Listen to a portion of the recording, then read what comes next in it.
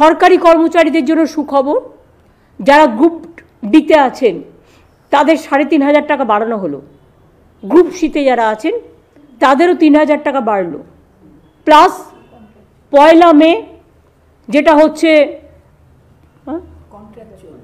কন্ট্রাকচুয়ালে group ডিতে যারা ছিলেন, এছাড়াও যারা আফটার রিটায়ারমেন্ট কন্ট্রাকচুয়াল বা ধরুন আমাদের নানা রকম আছে কন্ট্রাকচুয়াল ক্যাজুয়াল নানা রকম কর্মীরা আছেন, তাদের জন্য আগে তারা রিটায়ারমেন্টের পরে কেউ 2 লক্ষ কেউ 3 লক্ষ টাকা একসাথে পেতেন, সেটাকে বাড়িয়ে আমরা 5 লক্ষ টাকা করেছি।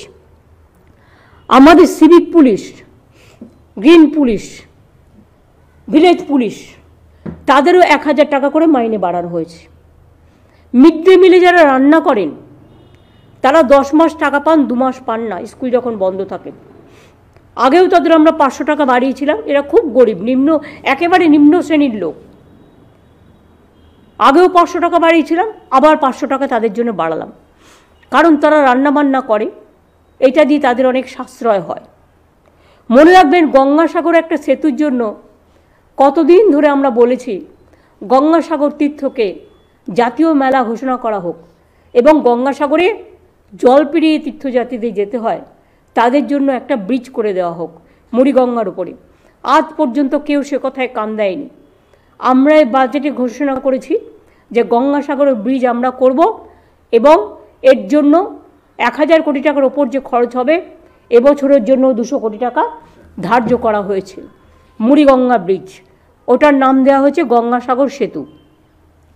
সেই রকম মনে রাখবেন, একটা যেমন কৃষি ব্রিজ আছে, তেমনি আরেকটা দামোদর নদীর ওপরে শিল্প ব্রিজ তৈরি করা হচ্ছে, যাতে অনেকগুলো জেলা কানেক্টেড হবে এবং শিল্পের জনজোয়ারে কাজে লাগবে।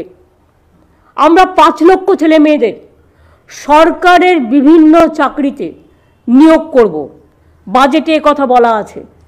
পুলিশ হতে পারে, টিচার হতে পারে, নানা ডিপার্টমেন্ট হতে পারে, গভর্নমেন্টের কর্পোরেশন হতে পারে, গভর্নমেন্টের মিউনিসিপ্যালিটি হতে পারে, গভর্নমেন্টের 5 লক্ষ কর্মসংস্থান সরকারিভাবে আমাদের বেকার যুবক যুবতীদের জন্য এই বাজেটে রাখা হয়েছে।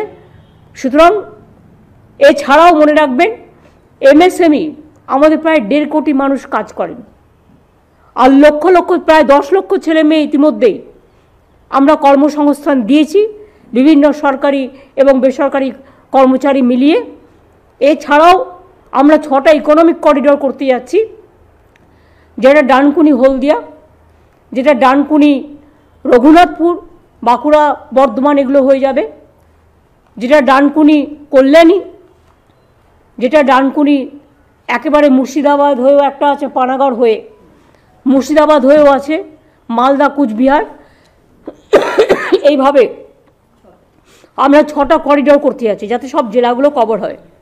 তাজপুরও আছে, ডানকুনি হলদিয়া।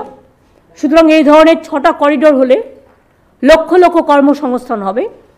এবং আমি বলেছিলাম না, চমকে যাবেন, চিন্তা শক্তি থাকতে হয়, ভাবতে হয়। শুধু অকথা কুকথা বলে আর মিথ্যে কথা বলে আর কুৎস রচনা করে আর অপপ্রচার করে আর ভাগাভাগির রাজনীতি করে আর যাই হোক, উন্নয়ন হয় না।